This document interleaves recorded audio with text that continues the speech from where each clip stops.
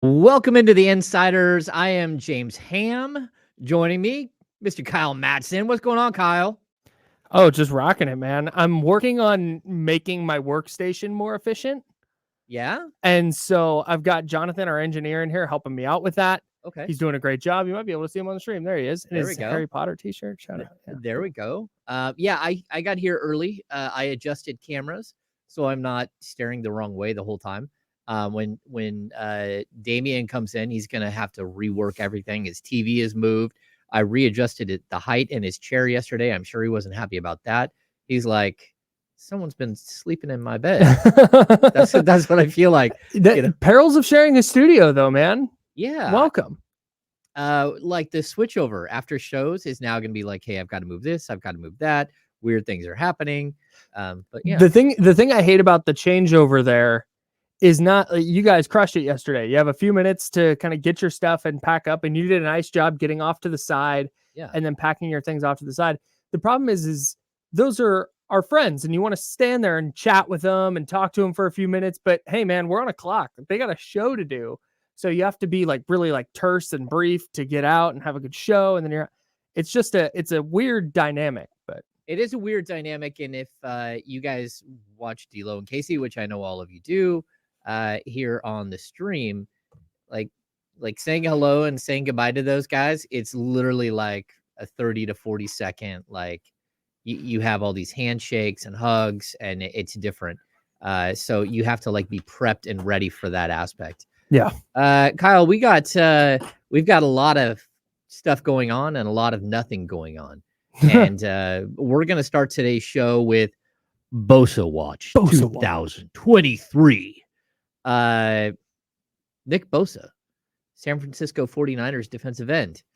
Or is he? Where are we at, Kyle? So he is. He's under contract. Of course he is. Yeah, he is, but he's not with the team yet. So that's what we're going to do. Top and bottom of every hour.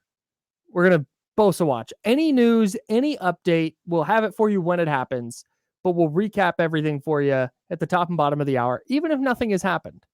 Because that feels like what all of this has been. All offseason, it's, hey, Bosa didn't show up, but hey, that's the update. He'll return when he has a contract. Great. And that's it. That's all we got. But we got football on Sunday. And he might not be there. He might not be there. Dangerously close to it.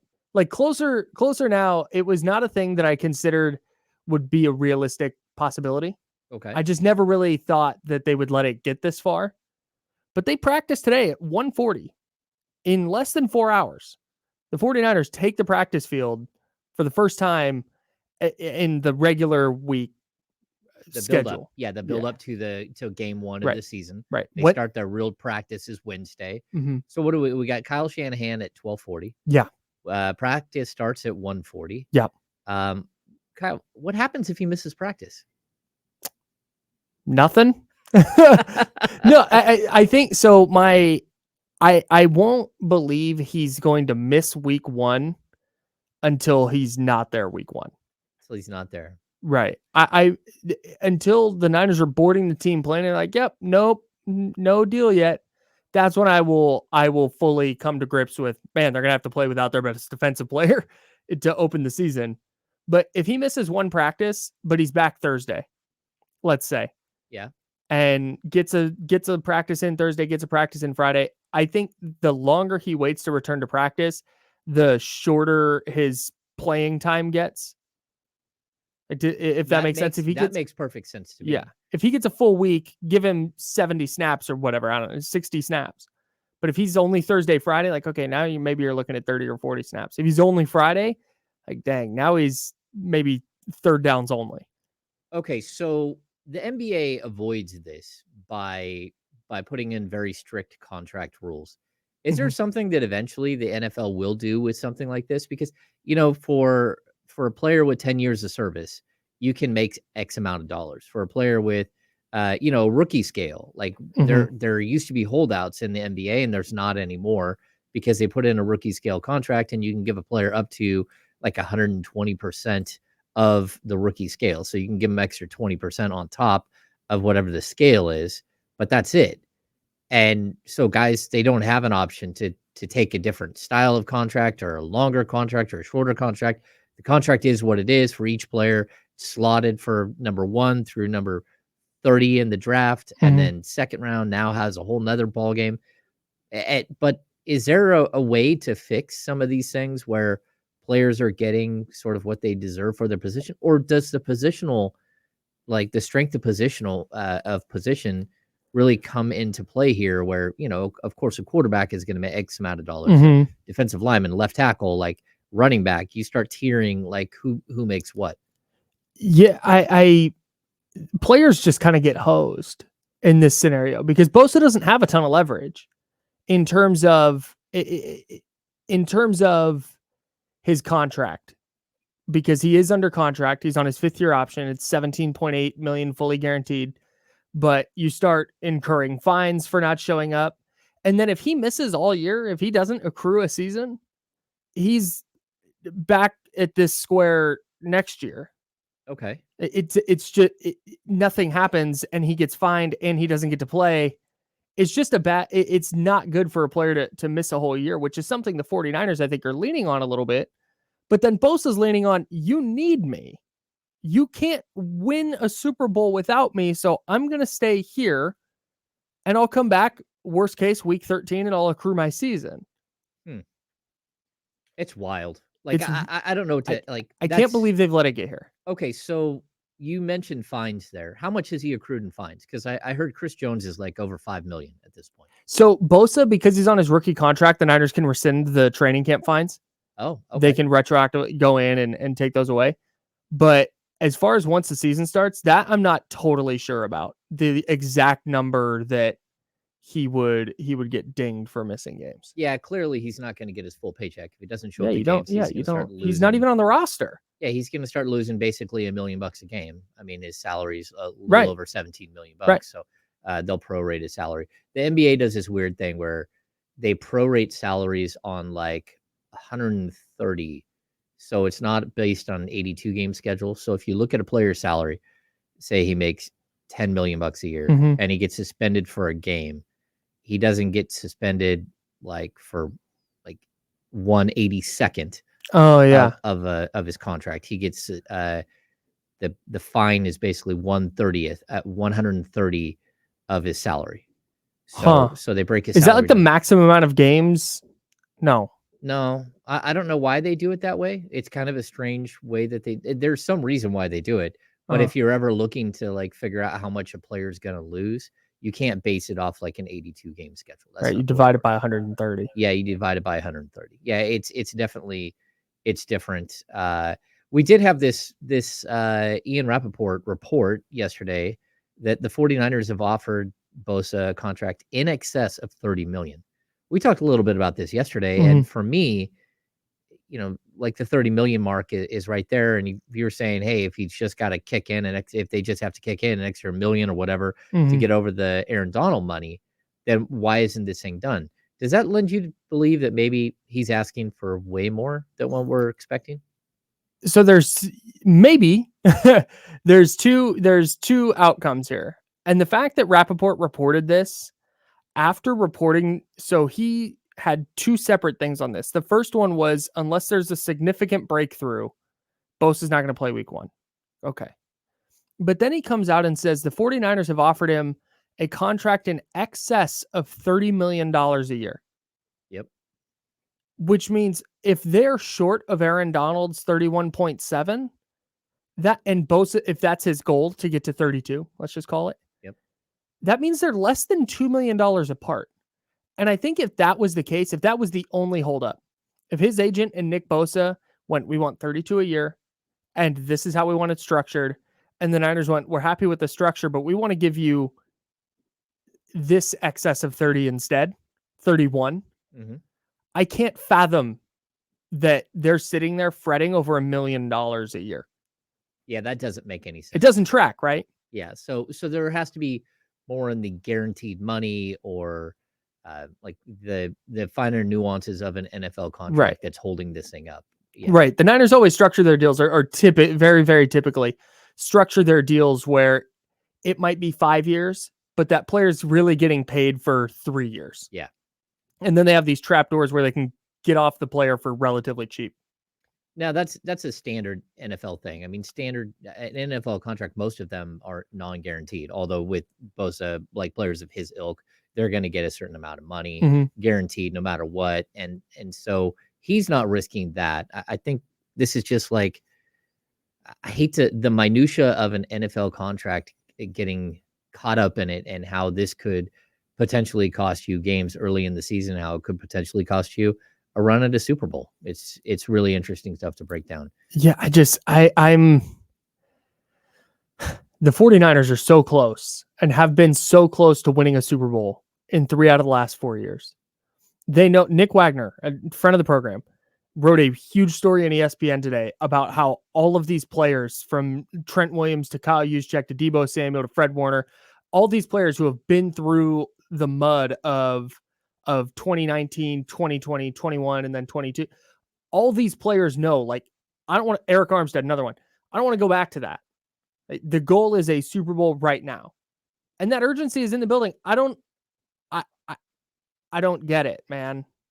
Like I said, I'm usually not super critical of Kyle Shanahan and John Lynch because for the most part, I think they've done a good job. But what's the deal here? It's confusing. It's confusing. All right. Well, we're gonna step aside for a few minutes. When we come back, we're gonna switch gears a little bit. We're gonna talk quarterback rankings. And is Brock Purdy the worst quarterback in the NFL? We'll have more in just a minute. Therefore, I'm about myself.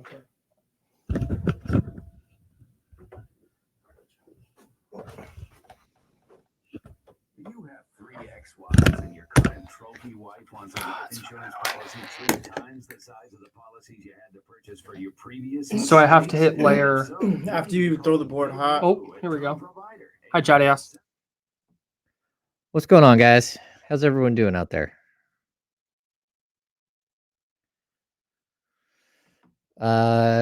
We will discuss the Deuce and Mo interview probably tomorrow. It just one of those deals where I'm looking at the Chatty House here, and a lot of you guys are asking about the Deuce and Mo interview. I have not had an opportunity to sit down and listen. I did see like a clip that Mo put out about just with Fox talking about how he got emotional, almost shed a tear for the opening playoff game, and it's cool. Like it's a good discussion, but I think we want to definitely save that discussion for when Kyle and I have both gone through it a bunch, and really are on top of it. So, but it's good. I think the one thing I will say is what I like about Sacramento, it and sort of the media landscape is that there is a very, very cool, like podcasting has become such a thing, right? Podcasting and radio shows. And there's room for everybody. And like I'm the original podcast guy. Like I started the Cowbell Kingdom podcast like 2011 to late 2010. But I think it's kind of it's cool where Matt George can have his world, and me and Sean and Brendan can have our world, and Brendan can have his world, and Deuce and Mo can have their world, and we're all very different in how we approach each of these situations. But yeah, it's kind of cool. We got 128 people in chat. You guys don't mind? Hit the thumbs up for me. Let's get that number up. See where we at time wise. All right, we're coming back.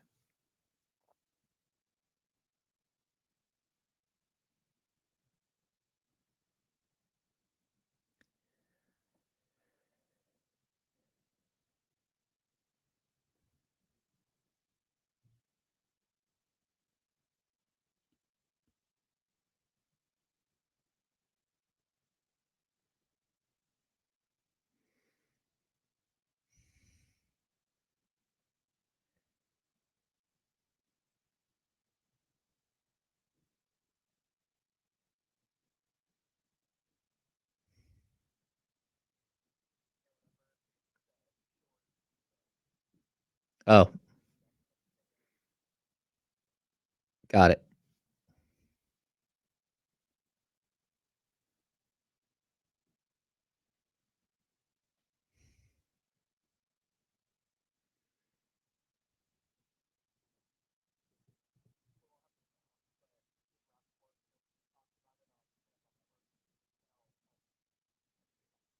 Right now?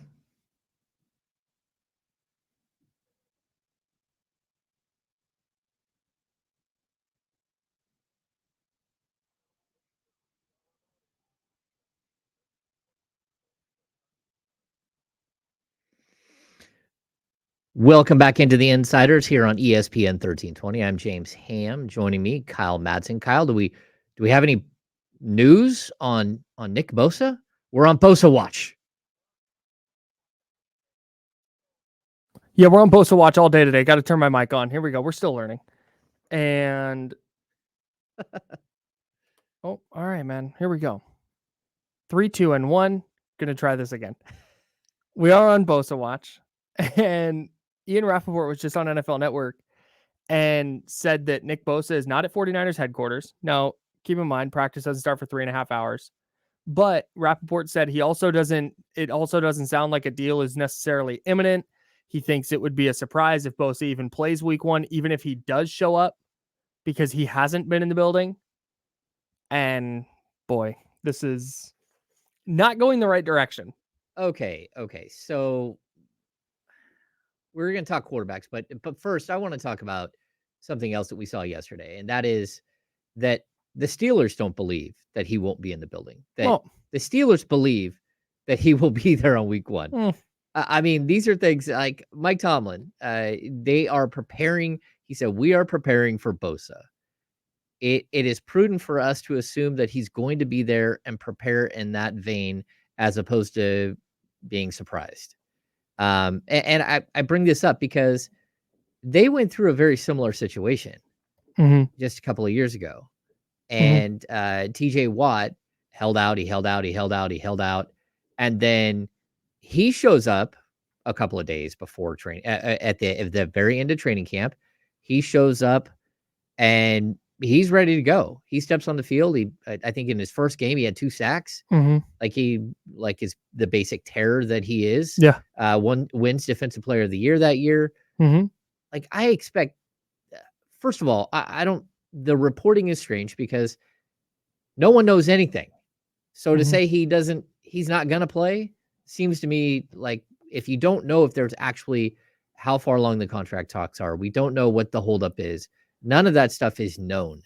I think the reason Rappaport said that he would be surprised if Bosa plays is because he hasn't been around. The difference is TJ Watt did a hold in. TJ Watt was in the building all offseason and around the team all offseason. He was just not on the field practicing. Okay. Nick Bosa's done nothing with the team. I have no doubt he'll be in shape. I have no doubt that he can put on football pads and go play. But there's schematics, there's a game plan, so even if he does play, like I said, I think it's probably going to wind up being, hey, it's 3rd down, go to the quarterback. Okay. I mean, that's like his position. Positionally, there is a reason why he can hold out and actually be out of action longer. Like if this was whether it's a guard in their system or if it's your quarterback or, if you need to have a wide receiver know specific routes for different, right, or that chemistry between a running back and a quarterback, or no doubt, a receiver. Like this is a guy who's going to go out and edge rush. And I know of course he's got to drop into coverage on occasion. He's got to switch it up. He's got stunts and everything else, but all that stuff seems pretty basic for his specific position. Do you think that means, I mean, does that allow him maybe a little bit more leeway here? Maybe some, but if he's missing Wednesday and then also missing Thursday, and there's been nothing as far as game planning that he's gotten to be in meetings for, that's a pretty significant deal. Like that's a huge part of a week of preparation is film work and knowing tendencies and knowing formations. And so when he's on the field, if the Niners are going to just try and run him out there and be like, yeah, hey, go just kind of do the Nick Bosa thing, run a stunt on this play. Like the Steelers can eat him alive with that.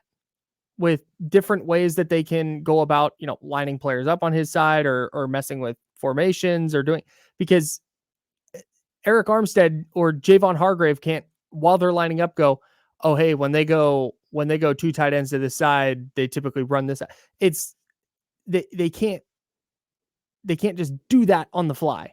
That's why I think his role would be so limited, is it to, hey, yeah, it's 3rd and 18. You know what to do. Yeah. Okay. Yeah. I mean, it seems like this situation should have been handled earlier, and it's weird that it keeps unwinding like this. I do expect that if he is, that he's going to walk in the door and be in game shape. Like he's just that guy. You've been able to tell he's that guy forever. So it just feels like, what's the holdup? How do we get through this? And then once you get through it, like, what is going to be the turnaround? Again, like the Steelers they're okay. They're a decent team. I don't know that I fear the Steelers like some people do. Like the first 4 weeks of the season, let's say the same thing.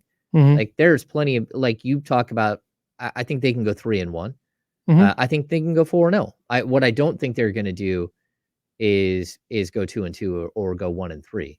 They're just too good of a team overall. And while he's a really, really integral part of what they're doing, I kind of understand where, like, maybe he doesn't want to play a couple of games. Maybe he's like, okay, let's stretch this thing out. That's so wild. Is it though? Yes. It's a 17-game season, and then you're hoping for another 4 after that. Like, yeah, if that's his thought process. If his thought process is, I'll miss a couple games, then I have so many different, my viewpoint on Nick Bosa as a football player changes pretty dramatically. Okay. Yeah, because I was listening to D'Lo and Casey after we left yesterday on my way home, and Kenny was very passionate. He thinks that, like this holdout and everything about it, like it makes you question whether Nick Bosa is that guy. Like, is he that guy? And I think it's a legitimate question. Like, you look at his playoff numbers, 0 sacks this last year. You look at what Aaron Donald does in the playoffs. He's the reason that they won a Super Bowl. He was a huge reason why they won the Super Bowl. And, again, Bosa hasn't shown up in those big games. And so does it start to change your perspective? Like this, I want to be paid like I'm the number 1 player in the league, the number 1 non-quarterback position player in the league. Does it change your thoughts on who he is and what he can mean for a team? Or are you just like, okay, this is just contract? No, he's good as hell at football, dude. He is. Like, that's just it. Bottom line. The Niners harped so hard on edge rusher for 3 years, 2017, 18, and 19, until they drafted Nick Bosa. And it was because they made the D Ford trade. They traded a future 2nd round pick to the Chiefs, signed D Ford to this huge contract because they thought Nick Bosa was going 1st overall at that point. They're still paying. D Ford. That was because of restructures, which is of course mess. But they harped so hard on this position matters so much. Yes. And now they have one of the 3 or 4 very best in the league. He is in that tier with Micah Parsons and TJ Watt and Myles Garrett. They have it. It's there. It is really, really hard to find high quality players at that position. And if they're fretting over, hey, how are we going to pay a 34-year-old Kyle Juszczyk down the line? And hey, what about a 33-year-old George Kittle? How are we going to fit him on the books? How are we going to replace Dre Greenlaw? What? I don't know. You can replace all. They've won games without George Kittle. They've won games without Kyle Juszczyk. There are so many replaceable players on this team. Nick Bosa is not one of them, man. Yeah. He's not. Go watch week 6 against Atlanta last year. In Atlanta, no Nick Bosa. They got torched, the Niners defense did, by the Falcons run game because they were hammering outside runs because there was no Nick Bosa on that side to defend. Yeah. And we talk so much about his pass rushing. He is a dominant run defender. Okay. And the 49ers rely on him so heavily. His production is not going to be made up with Cleveland Ferrell and some Bryant and some Kerry Hyder and some Drake Jackson. God love all those guys.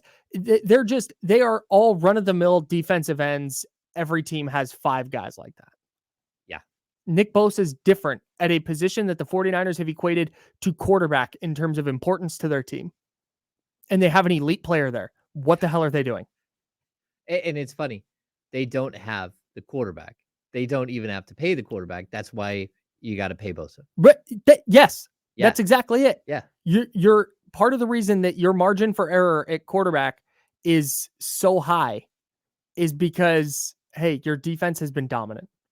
And your defense has been dominant in large part because of Nick Bosa.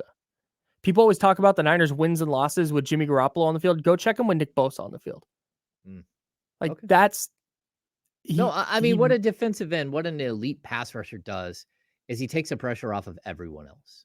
You know, he takes the pressure off the linebackers. He takes the pressure off the defensive backs. He allows safeties to do things that they wouldn't normally do because there's more time. There's less time for the quarterback. Like he puts a panic to the game. And that's why I think he is so crucial. All right, Kyle, we shifted gears here and we went away from a topic that I'm intrigued to get your take on. So when we come back, we're going to discuss this Ringer article where they do quarterback rankings.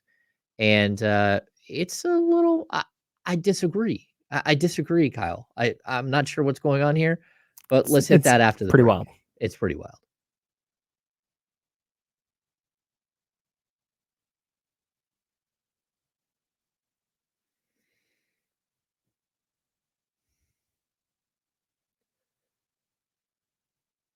That one went smoother going to commercial.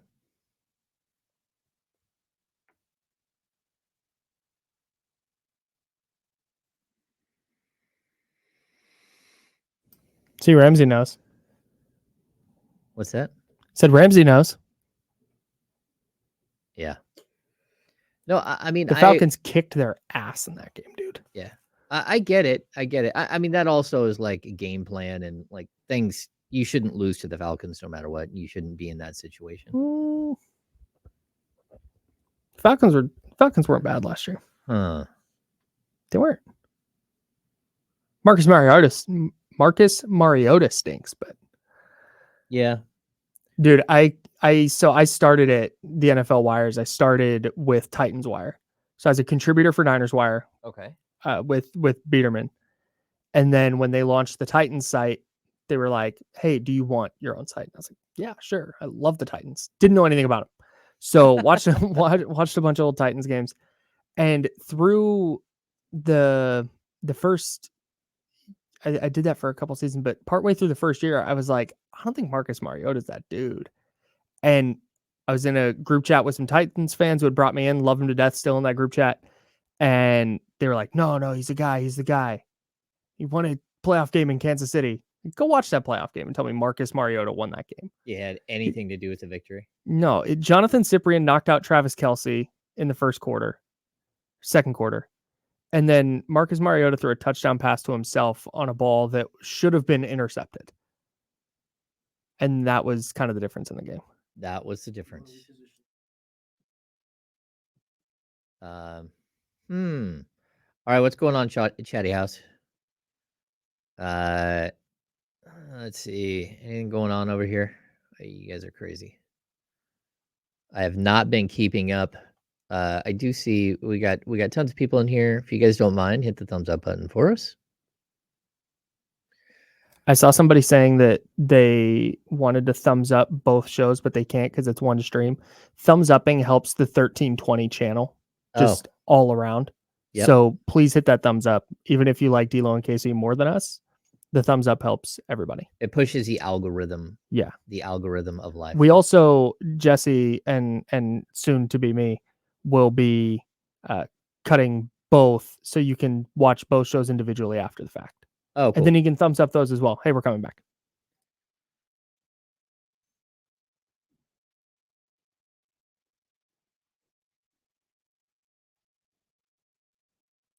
Welcome back to the Insiders here on ESPN 1320. I am James Ham. Joining me, Mr. Kyle Madsen. Kyle, we've got, I don't know how to, like, what happened? Why do we do lists? Kyle, why do we do lists? Dude, I have no idea. Lists are... Because they're content machines, bro. You right. I do. You know how people eat up lists. I hated being like emboldened to the lists. I hated it.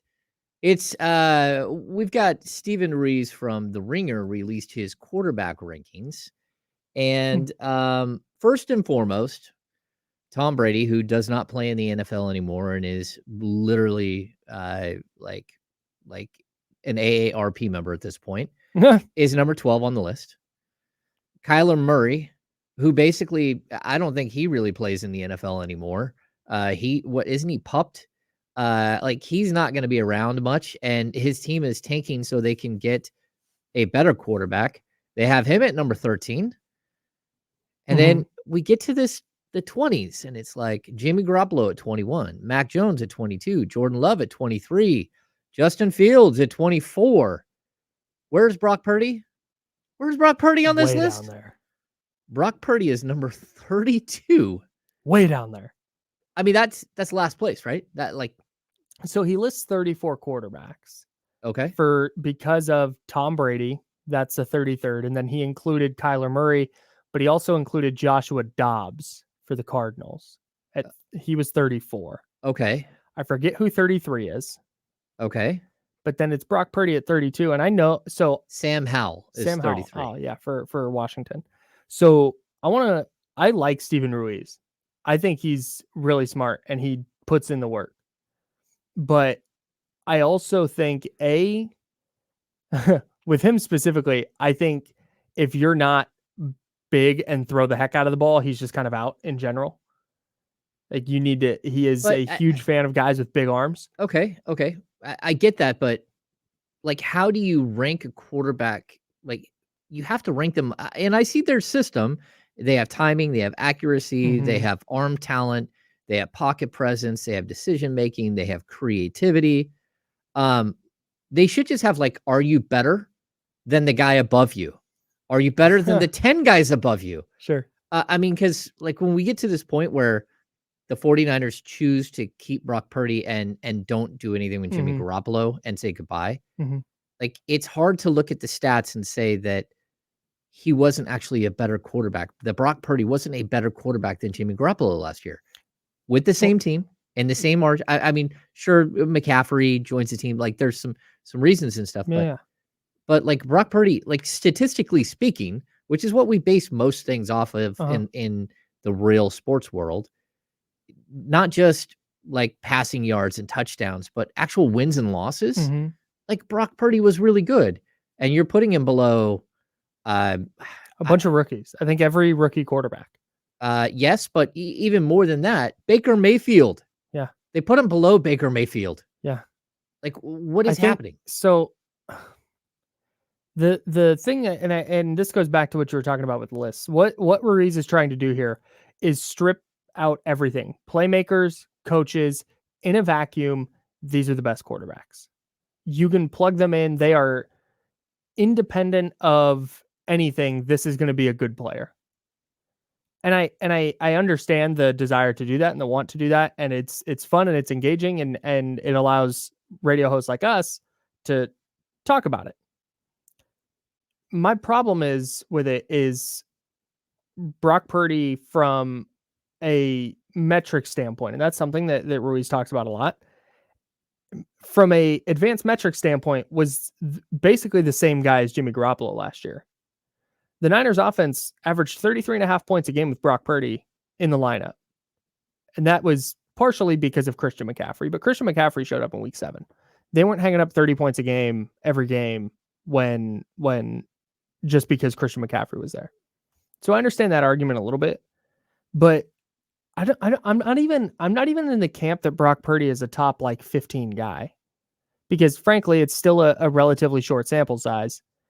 A, and B, it's still this Niners offense, and Brock Purdy does not have a great arm, and he does miss some throws to the boundaries that you would like to see him hit, and he does bail out of the pocket a little bit early. There's definite flaws with him, but 32nd feels, I hate using the word disrespectful, but it feels disrespectful to me. Yeah, I mean, that feels like making, just to make a point, I'm going to put Purdy 32nd because he gets so much shine on other platforms or whatever. Yeah. I'm not putting like crimson lensed glasses on here. Sure. Like, I don't believe that Brock Purdy's a top 15 quarterback in the NFL. If he had been 25, I don't even think we'd be talking about it right now. Yeah. Or if he was like 21, 22, I look at the quarterbacks 21, 22, 23, and I'm like, how in the world do you think that this is where this guy belongs? And so I get that he's trying to strip away stuff. Mhm. Okay, if we're going to strip away stuff, then I mean, this guy is basically saying then Tom Brady doesn't get 7 Super Bowls, because Tom Brady in this metric, why he put him at number 12, like you break down the things that we talk about with all of these quarterbacks, the big arm, the mobility, the pocket, like Tom Brady doesn't rate high in any of those. And Yeah. that's why I think these lists, like that stuff doesn't matter.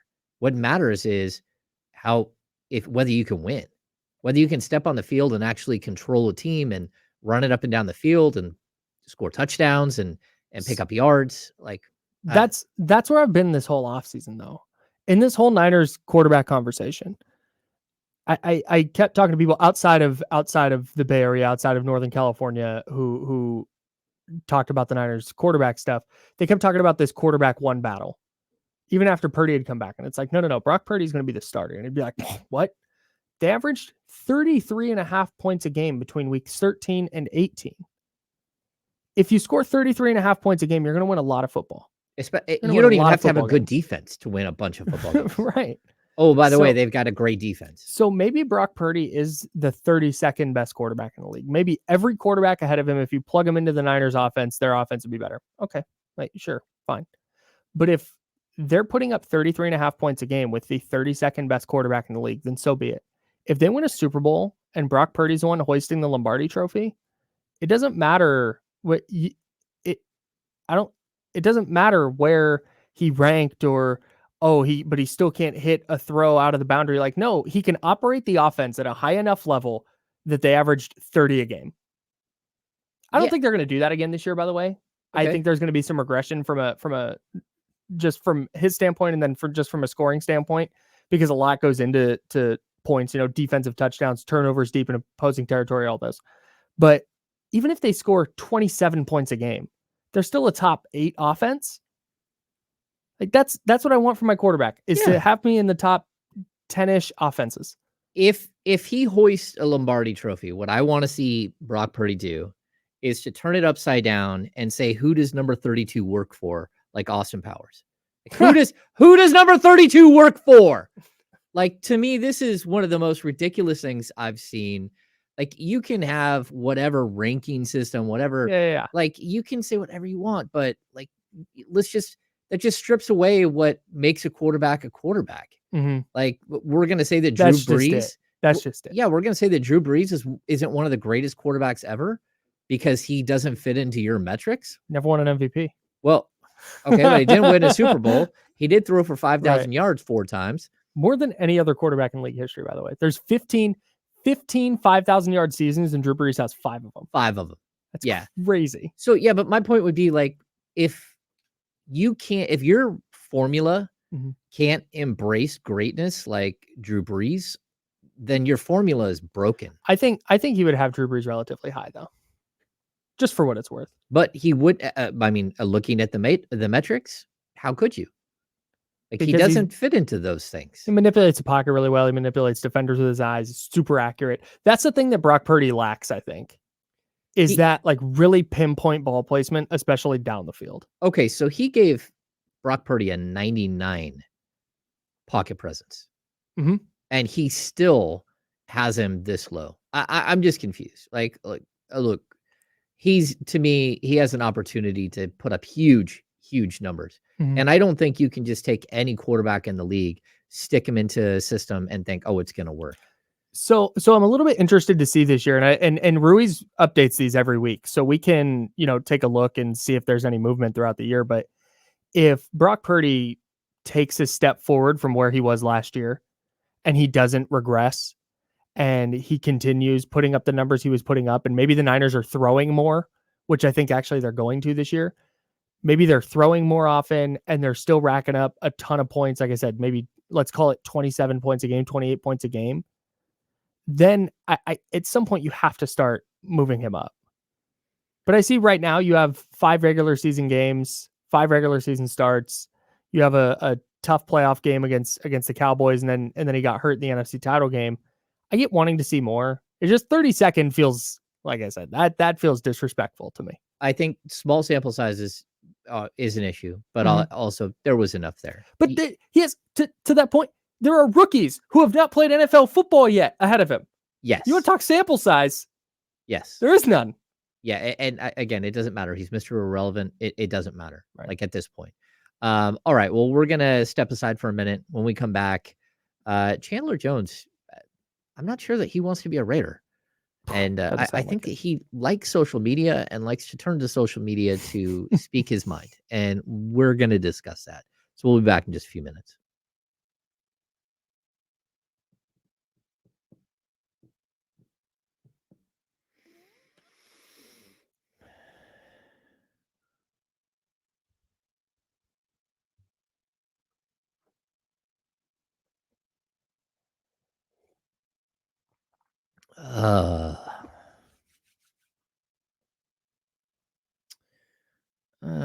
Man, I'm looking in the chat. Yes, like, look,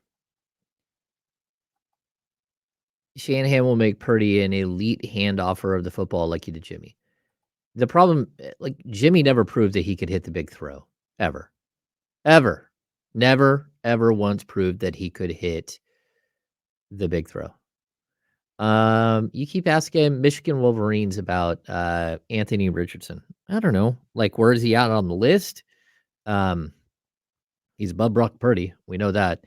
But let's see, where is he at? Anthony Richardson, they have him at 28. I don't know. Like, I'm intrigued. He's got a big arm. He's a smart player. He can move around, but we're going to have to wait and see.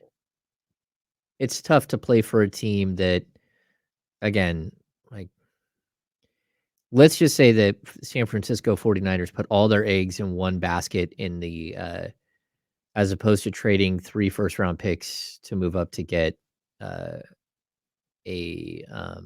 quarterback in Trey Lance. What if they went out and got a defensive back, right? And said, "Oh, we're going to do everything. We're all in on this defensive back." And then they did this whole thing with Nick Bosa, where all of a sudden the defensive back is on an island, but he doesn't have his pass rusher. That's what I kind of feel like with Anthony Richardson that the Colts have done. Like, you bring in a dude who's a rookie. The first thing you want to do is you want to, first of all, build an offensive line. But then if you have a stud running back that can take some pressure off of a young quarterback, then you go with it. And to botch this whole Jonathan Taylor thing, and that, like, you're taking like the support blanket away from your quarterback. Like, I don't know.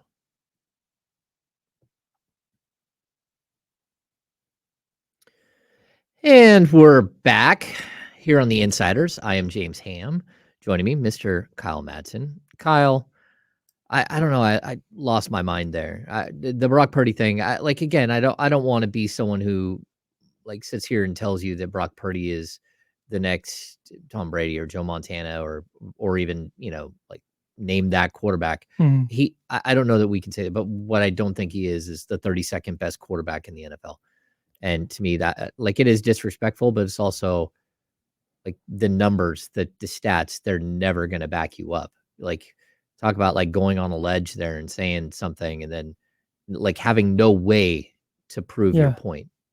Yeah, I think it's just a matter of he's gonna, if we talk to Steven Ruiz and maybe I'll try and get him on the show, but I'm sure he would tell you that when you watch a tape, there's throws he misses and he had interception luck and all this and that. And I understand that. But that's why I said I wouldn't have argued if Purdy was at 23 or 24, like, fine. 32 behind rookies is, That feels like a lot to me. Yeah, it almost feels like he made a list and he had all the quarterbacks like in one giant list, and then he was just moving guys and changing the numbers on the ranking, Mm-hmm. and then he forgot Brock Purdy at the bottom of the list. I mean, that's Or what he it feels just kind of wound up there and he went, yeah, he's not really. like. Yeah, it's fine there. Okay. Yeah, I mean, I told you last week, I wouldn't be surprised if Brock Purdy throws 4,200 yards and 30 touchdowns. I'd be a small bit surprised if he did that. But It's a small bit. but not like extreme. I wouldn't be floored. Okay, so if he threw 3,827 touchdowns? Yeah, that's Okay. all right. All right. I'm just confused because I still don't think that's the 32nd best quarterback in the NFL. Chandler Jones, 33-year-old veteran, signed a 3-year, $51 million deal with the Raiders last summer.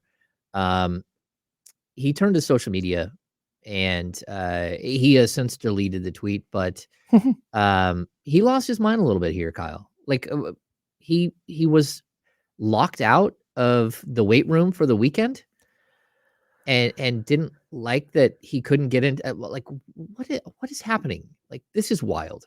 Yeah, we have what was his he went on Instagram, his Instagram story, and said, F it, I don't want to play for the Raiders if that's my head coach or GM.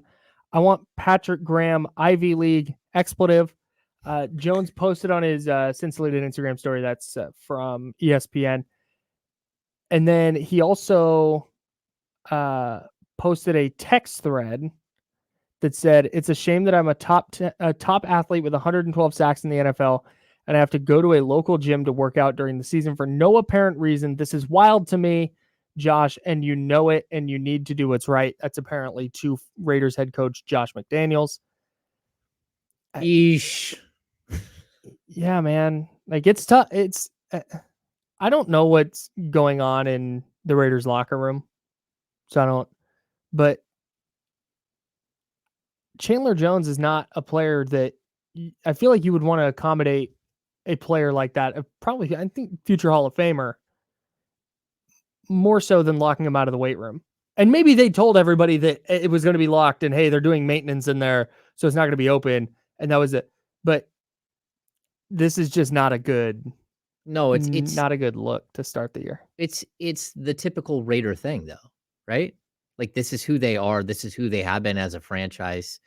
Like this is kind of a typical Raider thing for you to do something that's remedial and basic and do it wrong. Mm-hmm. So, like the Sacramento Kings, they have this beautiful practice facility attached to the Golden One Center, right? Mm-hmm. And every player has a fingerprint that they can walk up to a pad, Yeah, with and just put their finger in, and it lets them in the door, and that they can go in. They also have shooting coaches. They have like development guys all on staff that will show up at whatever hour that you tell them you're going to be there. mm-hmm. You can go in and work out. You can go in and shoot. You can go in and do whatever you want at any time. Mm-hmm. Some people like to work out in the morning. That's fine. Some people like to work out at 3:00 in the morning or at 11 o'clock at night. They were like, hey, I didn't have a good game. I'm going to go get another 300 shots up after the game. There's always someone there. There's always access. I don't understand a lack of access for a professional athlete. I could also say Chandler Jones. I mean, you're in the middle of a 3-year, $51 million deal. Why don't you have your own gym at your house? Because I assume that Nick Bosa has his own gym, or he has like a whole fleet of cars that he just walks around and lifts each car. Like his warm up is like a Volkswagen Bug. Right. Then he moves up. Like by the time he's done, he's over there lifting like an F350. And you're like, what is going on here? But I think we could put it on the player a little bit, but your practice facility, your workout room, that is like a professional athlete's world. That's where they live. And I'm super confused by this. Yeah, I am too. Unless he missed a memo that the facility was going to be closed at X time for some kind of maintenance, then I don't. And why wouldn't you put a note on the door or something too? or have somebody standing outside in case somebody missed it. Like you said, you're a professional franchise. Have a security person or a PR intern sit there at a desk with whatever work they need to do. And in case anybody pulls up, they can go, hey, we're closed. Maintenance, check your email. Yeah. I mean, I'm sure that there's security and there's everything else there. It just doesn't make sense. Like, and if you have that situation, you figure out an alternative site. You understand that you are dealing with professional athletes. Yes, 100%. These dudes don't like take 2 days off and off lifting. And you don't. Well, and if there is that scenario I just laid out, you shouldn't be doing maintenance on September 5th when the season opens in 4 days, 5 days. Are they at home to open the season? I don't know. Yeah, I don't know either. I do know that I will be in Allegiance on Saturday, Allegiant Stadium for I have a concert there. Who are we saying? Ed Sheeran. Oh, that'll be fun. Raiders at Broncos, by the way, on Sunday. At Broncos, okay, because 1:25 kickoff. You can listen to it right here on ESPN 1320. There it is. I'm also concerned that like there's a leak in the roof that they've been trying to work out at Allegiant. That's fine. It's fine. Well, but my concern is that I'm going to get there and it's going to be like 120, and that leak in the roof actually acts as like a way for sun to get in as well, and the heat to like find its way into. It's not going to be that bad. It's not going to be that bad. That's a world-class facility. A small leak is not going to turn it into an oven. It's funny. I'm stacking up buildings that I've gone to for non-football or baseball. Yeah, related. you're dominant in that field. Yeah, that's strange. I don't know anyone that goes to more sporting venues for not sports than you. I did one time. Many years ago, I saw Pink Floyd at the Oakland Coliseum. So I think that's the only stadium tour I've ever gone to. Like I've done outdoor venues, but a stadium tour is different. Yeah, a little bit.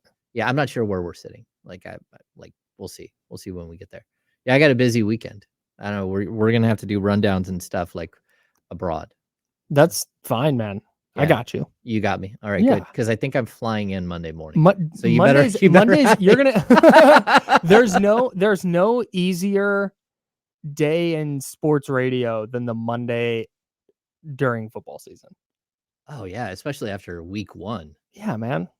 Especially when Nick Bosa is not going to be there, going to be a lot to talk about. We can clearly have Monday overreactions. I can't wait. I love it. Me too. All right, we've got all kinds of stuff to talk about here. Let's go to break a little early here. And no, all right, maybe not. No, I'm interested in your Vegas plans. Honestly, my Vegas plans. You're seeing Ed Sheeran at Allegiant. I'm seeing Ed Sheeran at Allegiant. But you said you have a busy weekend on Saturday. On Sunday, we have Lady Gaga tickets. Oh, so I'm so in, dude. There was a point in my life where I would have been like Ed Sheeran and Lady Gaga, and I would have been a hater. Okay, but I've reached the point that my musical taste is such that I'm not worried about it. And Ed Sheeran and Lady Gaga make good music. Yeah, so for me, I'm in on both. That's what it's about. It's about the experience. Like I don't really care. Like, am I sitting here like with those guys? Is that my playlist? No. Sure. But still, like the experience of it, like I like to have cool experiences like this. We actually, how this started a couple of years ago, for my wife's birthday, I had bought Lady Gaga on one night and Gwen Stefani on the other in Vegas. And then the pandemic hit, and we actually, I think we wasted our voucher. We had between us and another couple, we had a $2,400 voucher for Lady Gaga tickets that expired.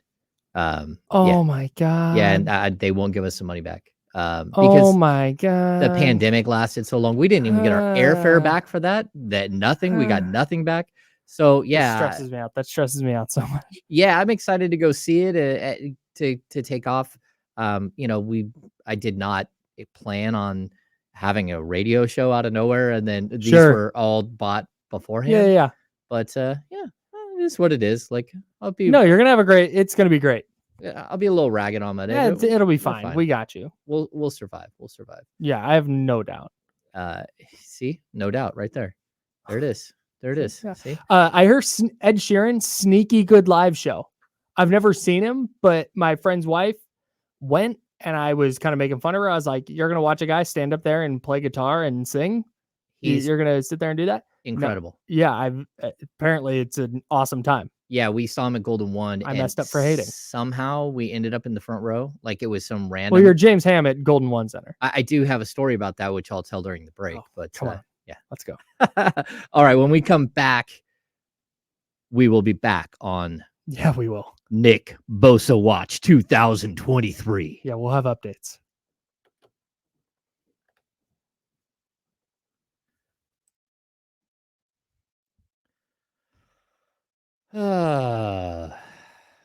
Let's see. Why doesn't Ed sing with an accent?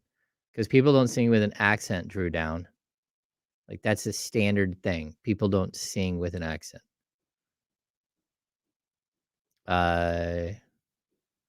Let's see. Anything? Oh, so yeah, I was at Golden One. I'll tell this story while we're on break.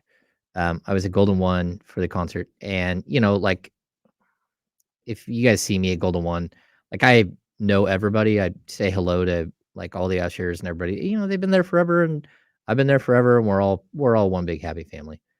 So I was at Ed Sheeran, and we had, like, again, it was crazy. We were like row BB or CC, and there was no rows in front of us. So, like, literally up against, it was like Ed Sheeran was maybe like 15 feet away. Anyway, there was a lady in a wheelchair to the side of us, and I made sure we weren't in her way. Like, I could tell, and like, I didn't want to be like staying in front of somebody. And then we got like maybe like 6 songs in, and this other concert goer comes up behind me and starts yelling in my ear that I'm being so rude and standing in front of this lady in a wheelchair. And I'm like, no, no, no. I've checked multiple times to make sure I'm not in front of the lady in the wheelchair. Like, I'm here, he's there, she's here, we can all see. And as soon as that lady came up to me, all of my ushers closed in. Like, what's going on? What's happening, James? Do you need us to take her out of here? And I'm like, wait, no, like, we're having a discussion. It wasn't very nice. Well, like, her part of the discussion wasn't very nice, but like, no, we don't need to remove her from the Ed Sheeran concert. But that was my story. That's why you be nice to everybody.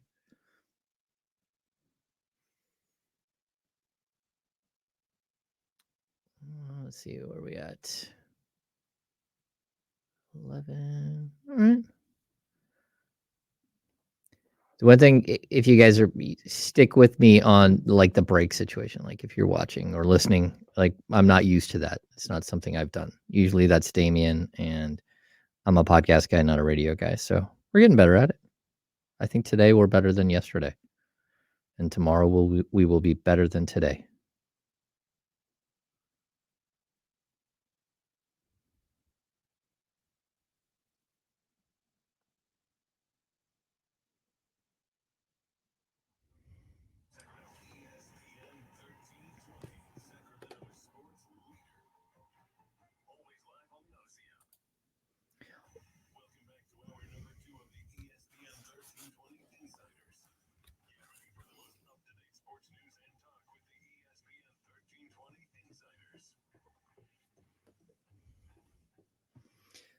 Kyle Madsen, we have survived 1 hour of radio.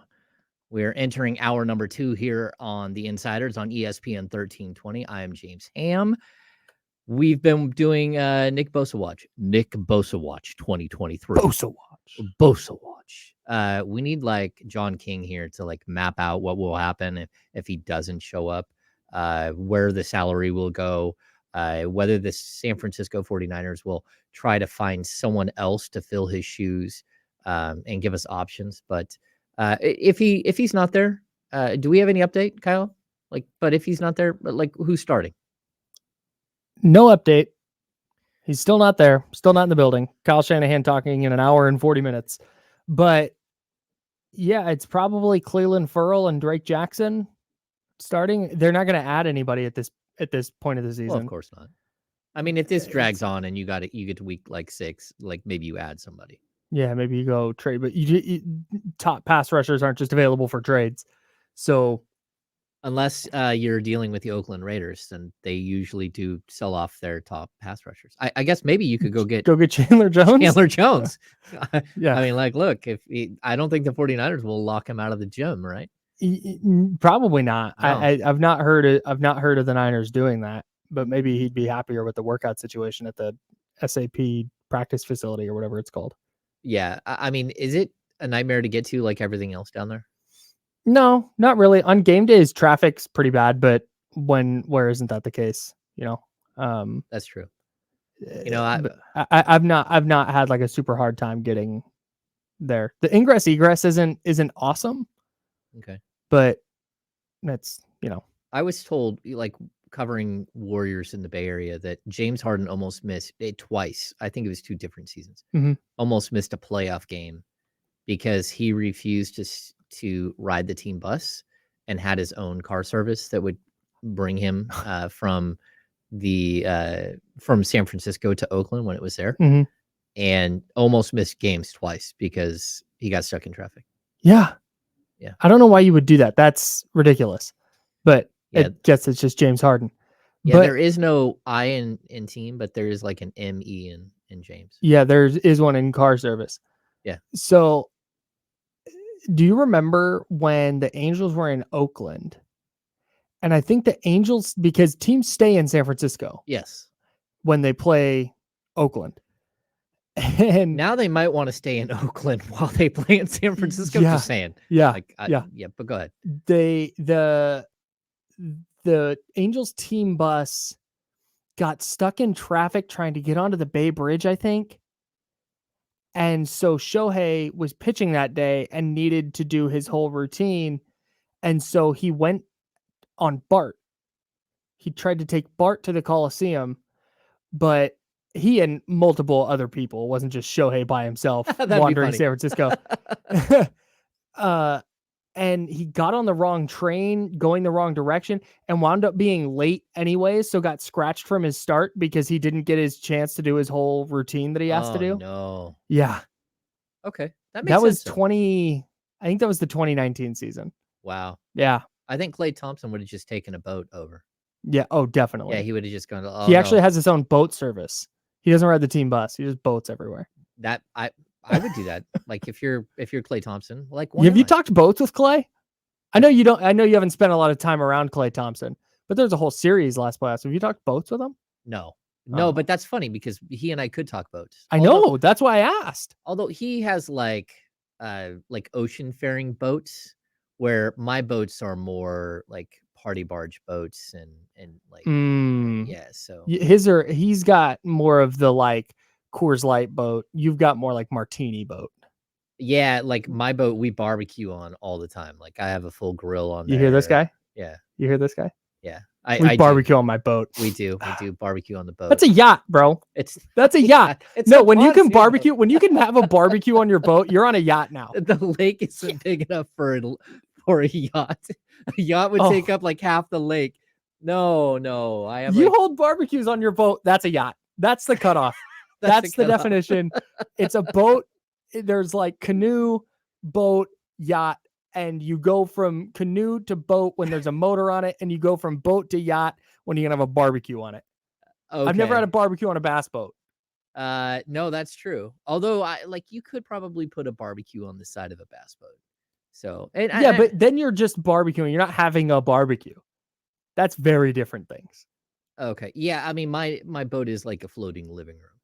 That's like that boat. That boat is like a floating living room. Good Lord. Yeah. It happens. I mean, like, look, if you're gonna live in a lake community, you're actually going to buy a boat and go out on the boat and you want to be comfortable and yeah. Sure, man. Sure. Let's get to some Sacramento Kings chat. Yeah, let's do that. Yeah, so we see this article again, like a panel of experts for ESPN, none of which stay up late enough to watch the Sacramento Kings play. They have teams like the Bucks, the Warriors, the Suns, Celtics as the teams to really like watch this season for potential title contention and stuff like that. Well, to knock off the Nuggets, because the panel just agreed. They didn't even do a because it was one of those, it's like 4 writers Yeah. and then they have a list of questions and they all submit their answers. They didn't even do a who's the title contender because they all just so vehemently agreed it was the Nuggets. Yep. Are the number one.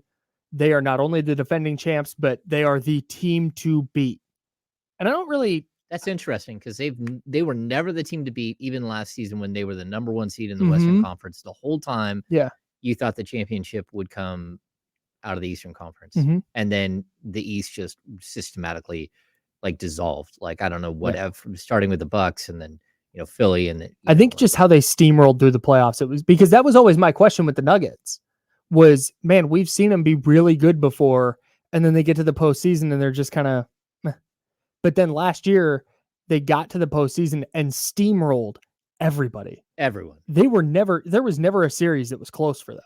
No, I mean, they're really, I don't even know who would match up against them. That's the problem that you have too. You're looking at them like how do you stop them? And, like I brought it up on Friday when the Kings added JaVale McGee.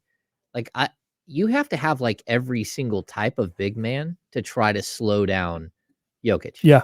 I mean, that's something that you have to do, because if you want to be a title contender, if you want to represent the Western Conference or like that's your hope, you better have the guys that, and like Sabonis has played well against Jokic, but then you get into that run where Jokic just scores like 12 points in a row by flipping the ball up and over the top of you.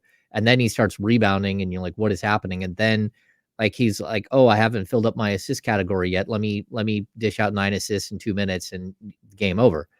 It's wild. He is elite at so many things, and he just picks and chooses when to be elite at each thing based on what the team needs in that moment. That's a very good way to describe him. Yeah. So I think the question is, how do the Kings get in this conversation?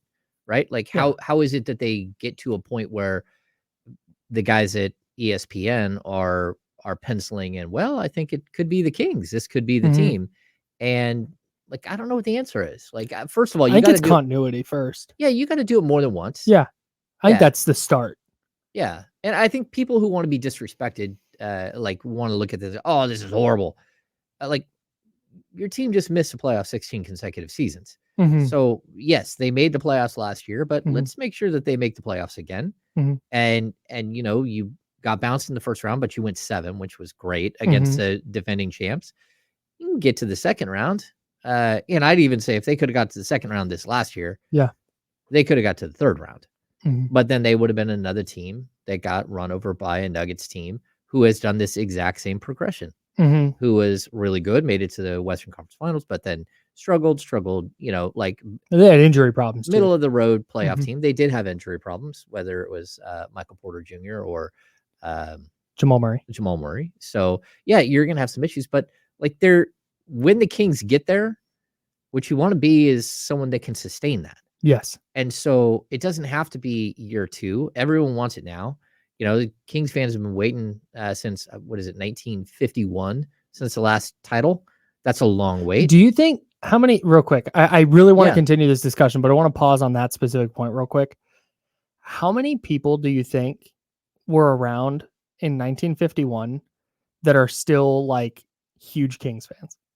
Well, no one, because they weren't here. Right. That's what I mean. Like just it nationally. Okay, so this is like there are still Giants fans from New York because their great grandfather was a Giants fan. Yes. And their grandfather do you think there's anyone living in Rochester who's like, yes, dyed in the wool Kings fans? The answer is yes. Oh, come on. Check this out. Yes. Check this out. There's a guy named David Dworkin. His wife is the great niece, I believe that's, or I think, of Les Harrison, who was the head coach and who ran the Kings in Rochester. They have they have the trophy, they have rings. Oh, come on. So when the Kings were saved from moving to Seattle and basically the franchise being extinguished because they were going to try to be the Seattle Supersonics again. Right. The Dworkins actually jumped on board and were part of the quote unquote local ownership they kicked in, I don't know, hundreds of thousands or a million or whatever they were able to kick in to be part of the local ownership group, like Mitch Richmond, like, a bunch Yeah. of, guys in Sacramento did. But yeah, they have all the stuff. So he actually, at one point I wrote a whole story on this, and it's just really interesting.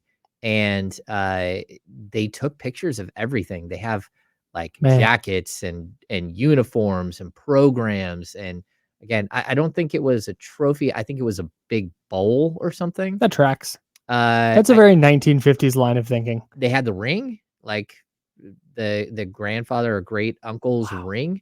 And I think the way it worked out, he was never married and didn't have children. So it all went to like, maybe it's his niece that it went to. Yeah. So all of their stuff went, really. And so they're wild. diehard Kings fans still. Yeah. They were like, hey, them. not only we're diehard Kings fans, but we don't want to see them dissolve. Like, this would be our family history as well. And let's jump on board. Come on. See? I love that. That's why so cool. You bring James in to talk Kings. Yeah, right. I do have random stories for just about everything you could possibly imagine. Yeah, like, I think it's cool. Like, I don't want to have anyone point to 1951 and like say, "Hey, we won a championship," because to me that's ridiculous. The Kings should have had a championship in 2002. They should have probably had a championship in 2003 as well, but that was injury related, so I'm not going to asterisk that one. But 2002, clearly, they were the best team in basketball. 2002 is the one you'll see on Twitter sometimes. People will post like the KD, Russ, Harden, Thunder, and then the 7 seconds or less Suns, and they throw the Kings in there, and they're like, which of these teams, the 2002 Kings, and which of these teams should have won a championship? It's like there's a like objective answer. there should be no question. Who would have won it? Yeah. Well, you know what, Kyle? This is I want to continue this conversation. Yeah, like, I like where we're going with this. So let's come back after the break, and we'll break down more Kings talk and hang out with us here on the Insiders. Going back to the Nuggets thing, I have a couple things the Kings need to do, I think, to get into that conversation, because I think it's more than just continuity. No, I think it's part of it. Yes.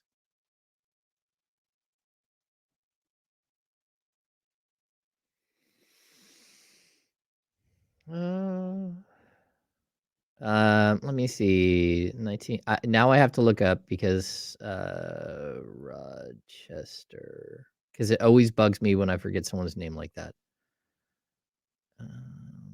Sacramento Kings. We go all the way back. Harrison, Les Harrison. I was close. It always frustrates me when I miss that stuff. Yeah, and their history from that time is just amazing. Like, some of the stuff that happens during that time. Let me see if I can actually, if I still have hiding in my email somewhere these pictures.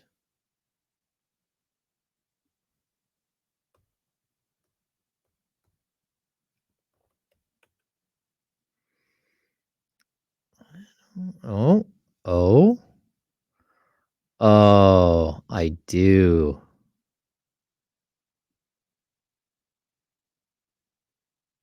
Oh. Let me see. We need to get this sponsored. Story Times with James Ham. Here is, for people in the chat, here are the shorts from like the 1949, 1950, 1951 championship team. Hopefully they were washed. Well, maybe. I don't know. They're shorts. Man, I forgot I had all these picks. Let me see if I can find the actual. How much time do we have? My wife has gotten me super into live music. Just talking about what David Jackson has here in the chat. The reason I go to so many shows now is Prince, Michael Jackson, too late. That's a really great point. That's why I went and saw Elton John. I'm not like a big Elton John fan, but it was amazing though. Yeah. Yeah. I mean, absolutely amazing. Are we back at 16? You're asking me to do math in front of people again. Hang on. There's a championship ring. There it is. I got about a minute. All right. Let me see.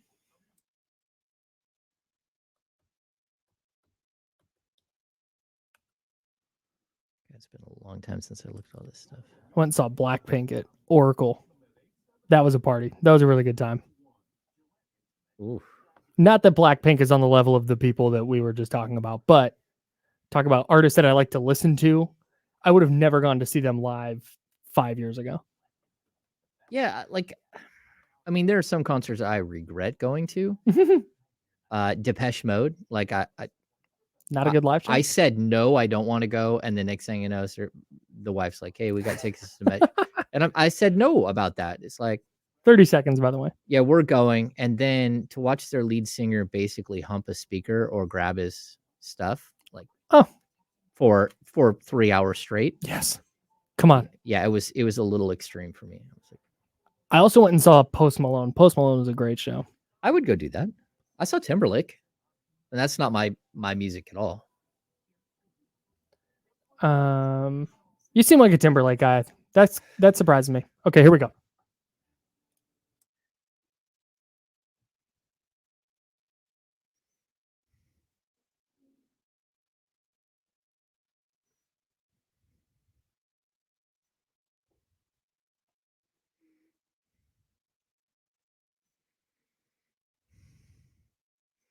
Welcome back into the Insiders here on ESPN 1320. I am James Ham.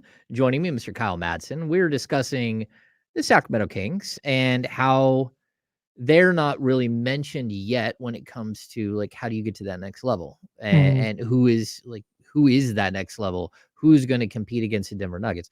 Like personally, I think the Kings can be there, and injuries always play a part in every season. So, a team like Denver loses a player like Nikola Jokic, and there's no way to replace him. Yeah. Just like you can say the same thing about, Domantas Sabonis on the Kings.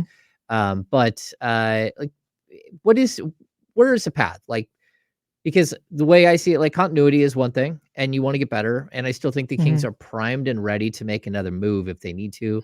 Their 2024 first round pick goes to the Atlanta Hawks as if they are a playoff team. If the Kings are a playoff team, they've already lost that pick. But that means that they have their 2026, their 2028, their 2030. So they've got 3 first round picks.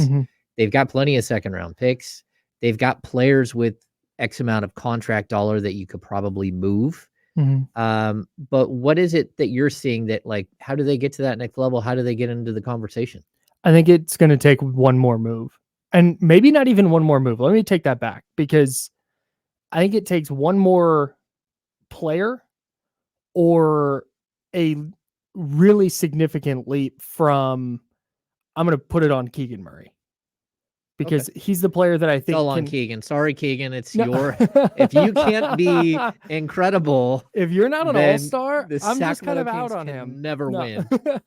no, but if that, but to wind that back, if Keegan doesn't get to that, perennial all-star type level, then okay, I think they need to go add another player. And that's fine, because like you said, they have the assets and the resources to do that. But when you look at the teams that were included as teams that could knock off the Nuggets, it was the Celtics. That's a team that's been through it. It's Jaylen Brown, it's Jason Tatum, it's Al Horford. They are there. I almost said Marcus Smart, but he's not there anymore. He's not. No, it's Kristaps Porzingis. Oh gosh, that's right. Oh, that's a disastrous move. Man. That's a move waiting to implode on anybody. It's the Bucks with Giannis, of course, and we've seen them win a title, and we've seen Giannis carry a team to a title. Okay, that's fine. The Suns, but that's theoretical, isn't it? Kevin Durant, totally theoretical. Bradley Beal and Devin Booker, love all 3 of those guys, but I think that's a team I think is going to win a lot of regular season games. And then you might see them have some trouble beyond the first round of the playoffs. So they're going to have trouble because they can't defend anybody. Yeah.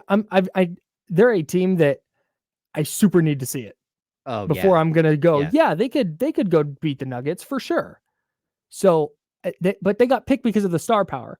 The Warriors got thrown in there because, hey, why not? Like they've been around for half a decade. More than that, 8 years now. A decade. almost a decade of doing this. I am old. Jeez. It happened. It happened. Out of nowhere. But basically a decade of doing this now. So, okay, you put them in the mix because that's just kind of the reputation. The Kings need, I think, one more star and to continue doing this to show that, hey, show people outside of Sacramento, people outside of the people who watch this team on a daily basis. They need to break into that national conversation. They need to break into that narrative of, hey, these are the all-stars in the West. It's like, no, it needs to regularly be De'Aaron and Domas. So people go, okay, there's 2 all-stars on the Kings. Just pencil them in every year. And I don't think people in Boston or Atlanta are doing that right now. No, I mean, I think that's a good point. That does help to have the 2 guys that you're building around and know exactly who they are and know that they are all-star level, all NBA level. Yeah. You know, whether they make all NBA or not. In the conversation, at least. Yeah. And then I'd even say like the all-star thing. Like if I'm De'Aaron Fox, I'm looking at, you just got your first all-star appearance. Mhm. But it wasn't a true, like, I know, like it gets, even when it was finally announced, he was like, well, it's about time. And I don't think he meant about time as in like, I've been this good for 5 years, I should have already been recognized. But he had to get in as an injury replacement. Mhm. De'Aaron Fox should be an all-star this year, and he should strive to be an all-star, like be chosen and like be part of the fanfare on All-Star Weekend, at like the opening where they're choosing teams and everything. He should be part of that conversation, right? And then I think he will be. He should go and embrace that as well, because Mhm. I don't think he fully embraced the all-star experience this year.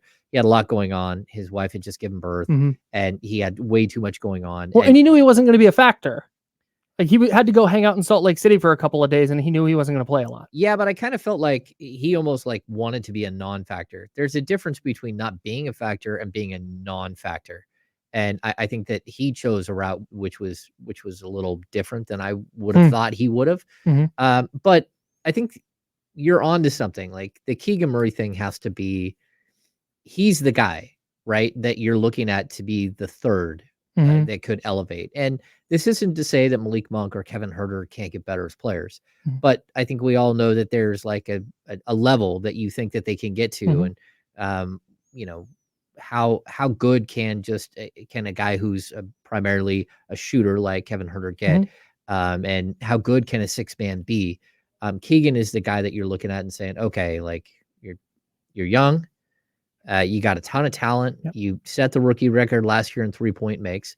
And then I look at Keegan too and think, if Keegan can be even like this year, 15 to 17 points a game, if he can be that plus, you know, get up to like 6.5 rebounds a game, I think the Kings are going to be really good. And I think that that's manageable to take a little bit away from every player. Yeah. But then I also think that in order for the Kings to be really who they want to be, they have to backfill who Keegan was. Sure. And so my question is, do you think Sasha Vezenkov can be that backfill piece? Do you think he can? Because I'm looking at the stats, and we're talking about a 28-year-old guy.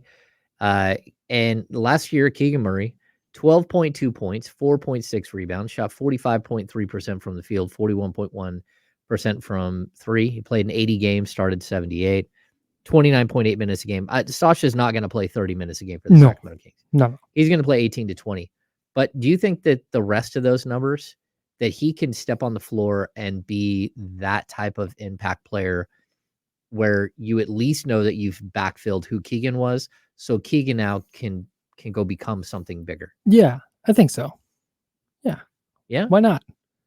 I think so too. Like 40, maybe he doesn't shoot 41%, but even if he's 38, 39%, I think that's plenty adequate. It's still the ballpark. It's still what you're looking at, right? Yeah. So, yeah, I mean, yeah, I don't see why. I don't, without seeing him play against NBA players, like, sure. I don't think that's outrageous. 15, what would you say, 15, 20 minutes a game? I think he's going to play, you know, probably closer to 18. I think that would be the goal. 18 to 20 minutes a game would be the goal. Okay. So in 18 to 20 minutes, if he's knocking down and shot volume is going to vary, but if he's knocking down upwards of 40% of his shots, then yeah, I think that's adequate. And I based on what we saw from him in Europe, I don't think that's a crazy stretch. I to don't think think he s- can do that. I don't think so either. Like if he were to average like 9 or 10, I mean it's still ballpark.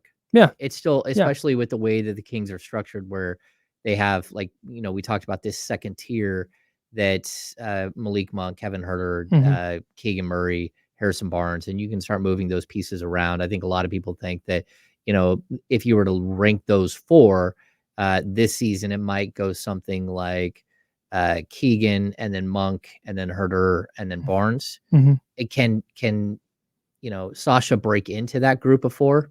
I'm not sure. Like, I know there are some Kings people who believe that he can, Mhm. that he can be that good. But for me, I also think that, like, you don't need him to be that good. Yeah, I'm not setting the expectation that high. I don't think so either. If he gets there, awesome. Then we can recalibrate. But I'm just not gonna put him that high. But to that point, as we go talk about the Kings in this conversation, and with Golden State, and with Phoenix as teams that can knock off Denver, I think that nobody's looking at Sasha Vezenkov and going, hey, if he can backfill a Keegan Murray leap, like, that's just deep stuff that people aren't thinking about, like I said, nationally. That's fine. That's what happens. I think it actually started for De'Aaron last year during the playoffs, though, where there were so many people nationally on ESPN, Fox Sports, wherever, going, oh, wow, De'Aaron can play. Yeah. Like, yep. Hello. Welcome. So I think that actually started last year. And if they have another year where because they won 48 games, it's very, very good. But they need to get up into that 50 win mark. They need to win a playoff series, be around. You have Domas and De'Aaron. I think Domas having a more effective playoff series where he looks more like regular season Domas, where he's taking over a game here and there. Mm-hmm. I think that's what's going to get the Kings into that, like, oh, they could win a title. Because you said it the other day. Mike Brown talked about going from bad to good. That jump is way easier than good to great. Yes. And that's what we're talking about for me anyway. If there's still someone skeptical that what the Kings did last year was real or not, like, that's on you. And, like, sure, if that's your point If of view, that's the fine. hill you want to die on. Yeah, that's fine. But I'm at the point now where I'm viewing the Kings through, okay, how do they get to that level where, hey, it's the Nuggets and Sacramento? And I think it's like I said, either a trade or one of their guys, Keegan, making that leap to be a dude that they can go to. Yeah, I think there's one more factor that we're going to throw in, but we'll discuss that after the break. That's a great tease. Well done.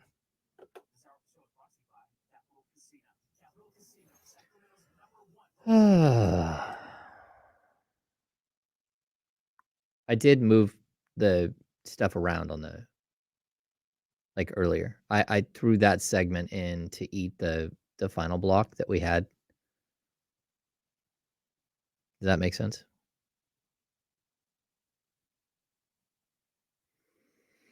Hi, Chatty House. How's everybody doing? Oh, I feel like the luckiest. Man. That was my bad. Yeah, we had a little echo. Yep. Chatty House, if you don't mind, if you're in the chat, give us a thumbs up. Smash that like. And we're doing one feed, so you don't have to go anywhere, which is awesome. You can just stay here and hang out and go right into D-Lo and Casey. So any thumbs up you give us now, it feeds the overall meter, which is spectacular. So those guys walk into every show with a built-in audience and built-in, like, thumbs ups. See? That's how you grow. Brian West is in the chat. Hey, Brian, how are you? The other thing that like I said earlier that we're going to be doing is we'll cut up our show so it's by itself on YouTube, and then D-Lo and Casey will be by itself on YouTube as well. Oh, cool. Yeah, so the individual shows. Oh, after the fact. Live it'll all be one. Yeah. But after the fact. Yep. Got about a minute. Do you want to explain to Megaloo here?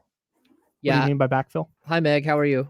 Yeah, what I mean by backfill is, like, you're expecting Keegan to go to ascend to something else, but you kind of need somebody else to be the player that he was last year as well. A player who knocks down threes, who runs to the corner, who, spaces the floor, who does what Keegan did last year. And so I'm almost taking Keegan and saying, what if Keegan is like an acquisition that is you're dropping him in. So you couldn't get OG Anunoby, but you did get Sasha Vezenkov, and that's not an equal turn. But what you can do is, in theory, trade what OG is for Keegan. Keegan takes over for what OG would be, but now you need someone else to be that other player that Keegan was last year, because the player who Keegan was last year was very important to the Sacramento Kings.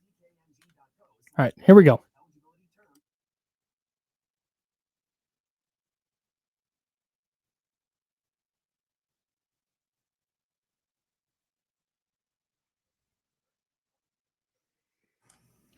Welcome back. I am James Ham. You're listening to The Insiders on ESPN 1320. Joining me, Kyle Madsen. Hi, Kyle. How are you?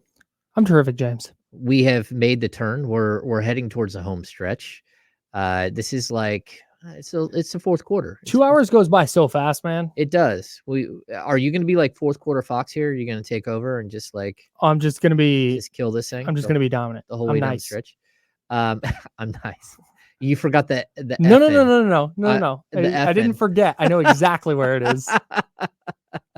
That didn't make the cut. All right, we were talking before we went to the break. We were talking about how the Sacramento Kings have this opportunity to take a massive leap in who and what they are, right? But they're going to need some things for that to happen. And right now, they're not considered one of the elite teams, which is debatable. Like, if you want to go out there and say that the Kings are going to, win an NBA championship, is it Adam Salata does? I'm butchering your last name. I apologize. But if that's what you want to say, I don't have any problems with that. Like Kenny wants to scream it. His Kim Piffanies, he wants to scream it from the mountaintop here that he thinks the Sacramento Kings are going to be a title contender. Okay, that's fine. Like, that's for somebody else, not for me to say. But I do think, Kyle, the other way that the Kings get into all of this conversation is very simple. They are on national television 22 times this year. And what is it split? I think it's split right down the middle, right? So we got 6 TNT games, 5 ESPN games, 11 NBA TV games. And of all of those games, 16 of the 22 are actually in Sacramento. And so I think there's 2 things hiding right there. Number one, the Kings are going to get the exposure that's required if you're going to take that step in the national, world, right? But secondly, the Kings have to be a better home team. And last year they had 23 wins at home. They had 25 on the road. That's if you're going to be an elite team, this is where you have to take the step. Great point. You have to be so good at home. And I mean, like 10 games better at home. Like, they need to win 33 games at home. Yeah. Single digit losses at home is ideal. Yeah. Yeah. I mean, that's who you have to be if you want to be that team. So I think that's how this group, they have this incredible fan base built in, and they have an opportunity to take advantage of that, to ride the wave of the fan base, to light the beam, all that stuff. But you got to do it. You got to push out the distractions and focus and get in there. We have some other stuff. Kind of the Christian Wood thing is weird.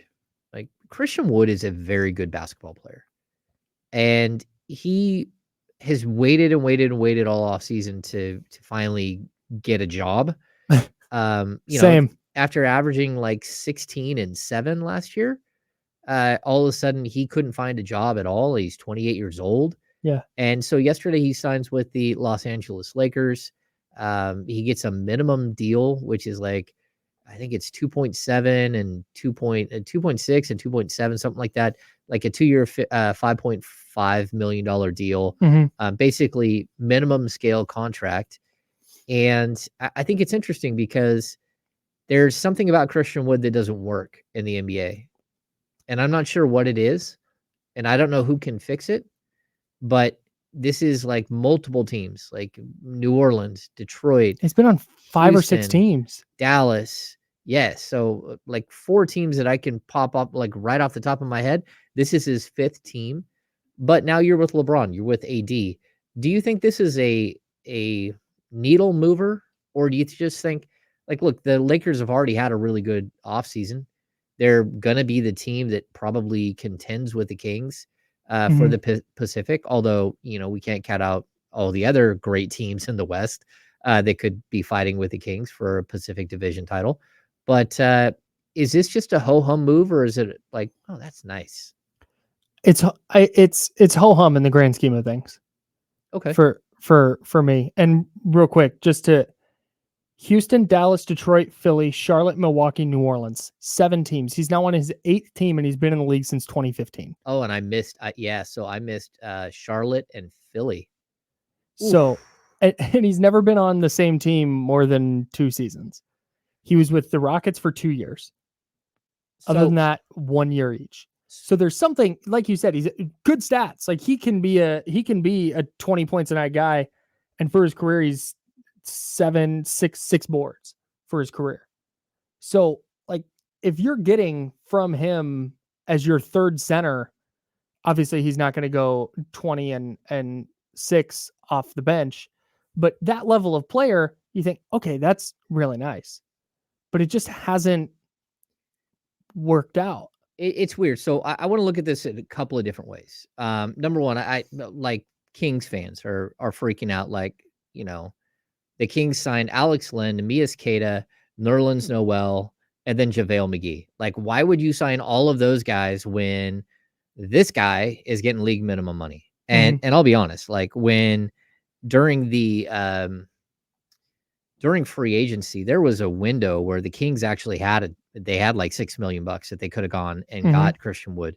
I think at that point, though, Christian Wood still thought he was going to get 10 or 12 million bucks a year or 15 million bucks a year. And then ends up like he has to rebuild who he is as a player at age like 28. That's not great. But because I looked at Christian Wood's stats, and like if he is on paper, one of the best fits that you could possibly imagine next to Domantas Sabonis. He blocks shots. He shoots the 3 ball. He's a quality rebounder. He's an incredible scorer. Like all of these things, he should have been able like to be a perfect fit. But because of that, I went and did research on him, and I touched base with people in different stops. And I'll tell you, like the first and foremost, the Kings have Alvin Gentry. They've got, other guys on their coaching staff who have worked with Christian Wood before. So when Christian Wood was in New Orleans, Alvin Gentry was there. Like I didn't talk to Alvin about him specifically, but I did talk to people in Dallas, and they're like, look, he puts up a lot of stats, but he doesn't do things that allow you to win games. And that's it. Like he's not someone who impacts wins and losses. And so for me, I look at Anthony Davis and Christian Wood, and I think, oh my gosh, that could be a great front line. But if the light bulb doesn't go on and he doesn't start playing winning basketball, he's not going to play for that Laker team. He's not right. He's going to find himself sitting on the bench. Darvin Ham's not going to, I don't care that you can give me 30. Yeah. If you're not going to set a screen or grab a big rebound or defend. The rotations, like if do you anything. If you can't make the right read on the defensive end and can't have, AD's back, well, you're not going to play. The Mavs, again, I'm not going to try and do math on the fly here, but in games he scored 20 or more points last year, the Mavs had a losing record. Okay. Not that they were awesome, but wow, he's just not. So, but to that point, as a third center, if you're needing 10 minutes from Christian Wood or 12 minutes from Christian Wood, and he's going to help stretch the floor for you, and he's going to cause chaos, and you can go +7 in his 10 minutes, cool. Like that's a nice, then that's a nice little ad. But do I think the Lakers are now suddenly in a different tier of contender because of Christian Wood? No. If Anthony Davis goes down, is it like, no worries, Christian Wood is on the way? No. What's going to happen, because it's the Lakers, and they are a national brand who get covered with a microscope.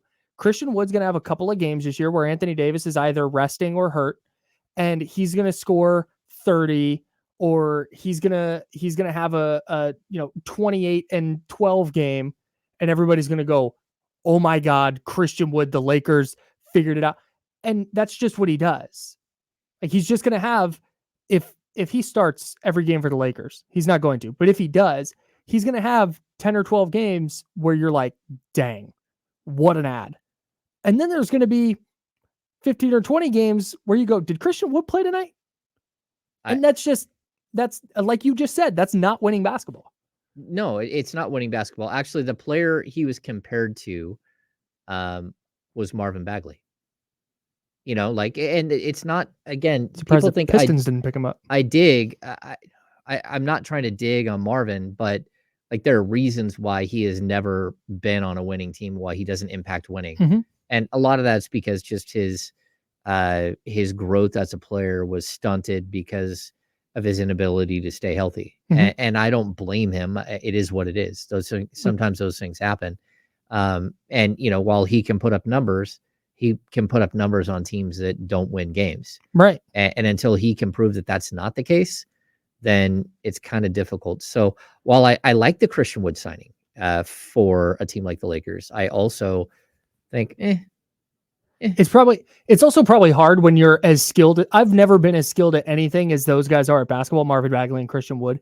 So I imagine it's really hard when you're as good at the sport as they are to be like, yeah, I'll take this sixth back seat and just go set some screens and catch some lobs and just be just around when you can go get 30. I imagine that's super duper hard. Yeah. But whether you figure that out or not is sometimes the difference between being a player who retires with a title and one who doesn't. Yeah, I think the Christian Wood experiment it's gonna be a little weird. It's gonna have some highs and lows. I agree. Okay, we're gonna finish up here with more Bosa Watch 2023. And then also there's all kinds of stuff that happens in the FIBA World Cup. Like Luka gets tossed. Dude. Peak.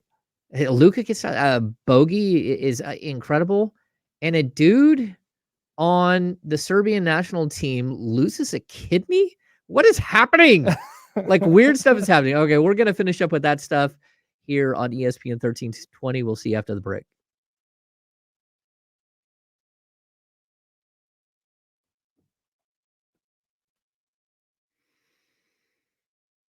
Yo.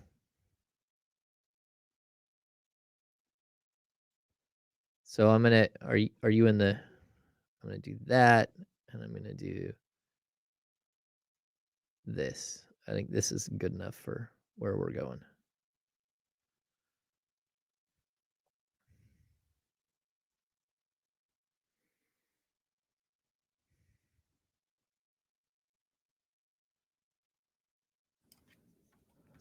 So I'm super interested in, where was it? Kirk Langley in the chat says Wood for the minimum is a steal. Like, it feels like that because they got a player who can get you 30 and 12 in a night for the league minimum. But like, that's if they were 11 and 14 in games where we scored 20. Right. He doesn't affect winning. Look at David Lee is a perfect example of this. David Lee could give you a 30-20-10 night in his prime. When he was with the Warriors were not a winning team when he was a focal point. They did not start winning until he was out and not in the rotation.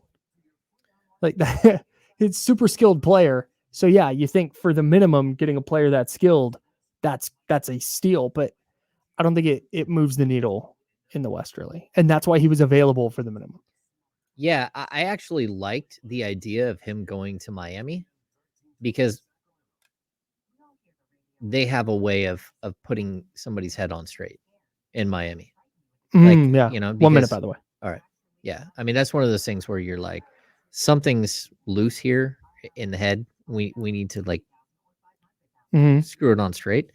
I mean, if Eric Spoelstra can get Hassan Whiteside to be a max money player, Yeah. What could he have done for Christian Wood? And I Totally. know the allure of playing with LeBron and AD and stuff. Just okay. Yeah. Good luck with that. It's like he's going to be battling for I almost said snaps for playing time with Rui Yeah. Hachimura and Jared Vanderbilt. Like, all right, man.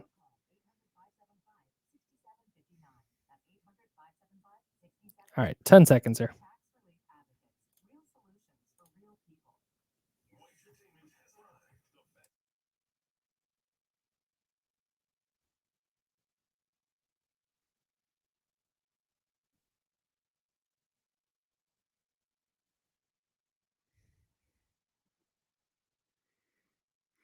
Welcome back into the Insiders here on ESPN 1320. I'm James Ham. Joining me, Kyle Madsen in the other room. Let's get to Nick Bosa Watch 2023. Dang, I should have got air horns. I messed up. They're in I think here you have air somewhere. horns, but I don't know how to guide you to them. So I could just we start can hitting avoid it. buttons on the board. No, and maybe hope don't. It just, No, let's not. No, let's not do that. No, my job is to keep the show on the air. James And is I not don't allowed wanna- to touch Yeah, please this don't. Oh, for the love gigantic, of God, beautiful don't. board. I'm not allowed to touch anything. I'll Yeah, break no. stuff. Nick Bosa Watch. It is less than an hour until Kyle Shanahan is set to speak to the media. It's scheduled press conference, normal Wednesday thing. Still no Nick Bosa. Still no word whether he's in the building. The last word we got is that he's not. So I assume that he isn't, because if he was, it would be a huge story. So still no Nick Bosa. It makes you wonder if there are people staking out the parking lot waiting for him. I want to see him do like the Kool-Aid man, like bust through the wall. Like, I think that would be awesome. Nick Bosa bust through the wall. He's here. Sure. Yeah. Yeah. Just I'm like, into hey, that. look at that. Look Why at not? that. He's got a headband on and a cut off white t-shirt. Like, okay. Yeah. Like, he's here. Nick Bosa's here. All right. Just come decked out in red. There it is. Wait, he looks like the Kool-Aid man who works out. Yeah. Yeah. He could even wear like the Kool-Aid man hat. That would be awesome. That'd be awesome. Okay. Look, we're going to get to, like a lot of things are happening in the FIBA World Cup. Number one, Jordi Fernandez is like trying to become the leader of the free world. Him and Team Canada, they keep rolling. But former Sacramento King Bogdanovic led Serbia to a win over Lithuania. I think that, number one, it shows you that that anything can happen at the World Cup, but the FIBA World Cup stuff. And then on top of that, Lithuania's win over Team USA, I don't know. Maybe it was fluky. Maybe Serbia has what Lithuania has and even more, and Team USA is going to have to fight through that. But there's also this weird thing that happened where I'm sure, like, just kill his name, but Borisa Simonic, Sure. who is who plays for the Serbian team, he got elbowed against South Sudan last week. It happens. It does. Mhm. And he got elbowed in the kidney, and it was so bad that they had to bring him in for a surgery. Well, the first surgery didn't go as planned. They had to go back in for a second surgery and remove his kidney. Kidney down, Kyle. What in the world? This is basketball. It would be wild if you heard that an NFL player got hit and had to have a kidney removed. We were talking about this, right? Yeah, that's just not a thing that happens. And then in basketball, now I get that it probably had to get removed because of the first surgery got botched. But the fact that he got elbowed in the kidney in such a way that he needed surgery to begin with is bananas. That's just wild. Like, you think elbow, okay, broken nose, broken orbital bone, even a like collarbone, something. Sure, I'll buy it. But if you're like, that basketball player lost a kidney, I'm like, wow, was he Well, I mean, I fighting in assume a war? Like, what happened? His basketball career's over, right? I would at least assume. Like, are you going to go out there and risk your other kidney? I'm just saying. Yeah, I think, yeah. That's it, right? No, I think you go. I think you keep playing. Okay, well, I think Sean Elliott? Now Sean Elliott had a kidney removed years ago, and he came back and played. He missed a season. And also, man, Alonzo Mourning.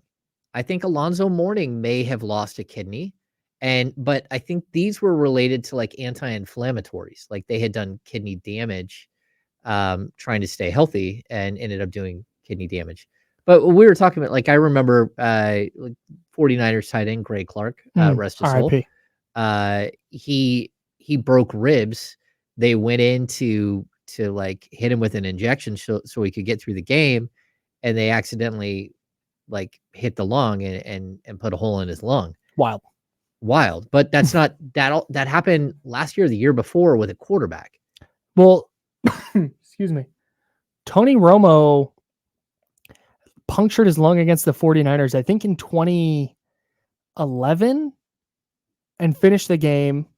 And I think the Cowboys won that one in OT. I might be conflating two games, but I'm pretty sure that's the same game.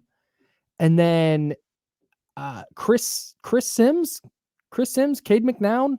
Okay. One of the McNowns or the Simses like lacerated his spleen. Oh, that was a long time ago though. Yeah. Tyrod Taylor for the Chargers was going to start a game against the Chiefs. They went to give him an injection and they botched the injection in his chest and like hit his lung. So that's why Justin Herbert got to start that game against the Chiefs and kick his career off. Wally pipped him. Bananas. Wally pipped him. Yeah. Drew Brees got landed on by, I think it was Contavious Street in 2020, a Niners defensive lineman, and broke like 12 ribs.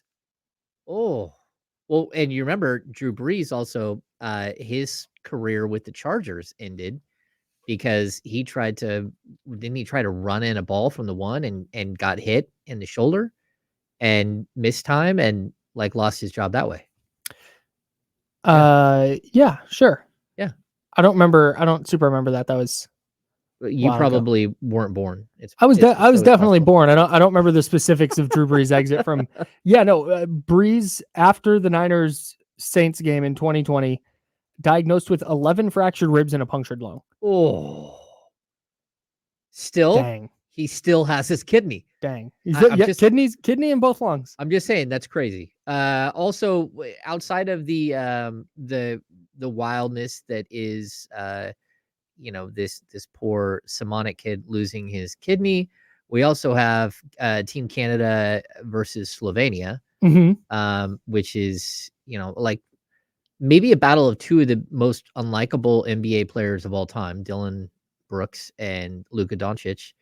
Luka throws a fit like midway through the fourth quarter. This team and the first quarter and the second quarter. Well, and the third quarter. Well, he doesn't stop. Yeah. No. This is a different fit though. Yeah. So he just sat on the ground. I was watching, and he gets his second tee and gets tossed from the game. His team bounced because he gets tossed from the game. They end up losing by 11. I think at the time he got tossed, it was a 13-point game or a 15-point game, but there was still time. Dylan Brooks also gets tossed in that game. Typical. I will say this. I am hard on Luka Doncic quite often because I don't like the complaining, and I also don't like the fact that it looks like the dude like doesn't even like run a lap like before to warm up. Like he's never in great shape. He looked like he was in incredible shape. He does. Yes. He looks svelte. That's svelte, supple. He does. No, he looks really good. And that's what, when that game first started, a really fun game, by the way. When that game first started, it was kind of like, oh man, Luka looks a little different. And then the complaining starts. And then it never stops. And it was like, oh man, he definitely looks physically different, but still Luka. I don't think SGA is your guy. Love SGA. I don't know if there's a player that I enjoy watching in the NBA more than I enjoy watching Shai Gilgeous-Alexander. Just from a pure basketball standpoint. I like the beautiful game. I like passing. I like the ball hopping from one side to the next. I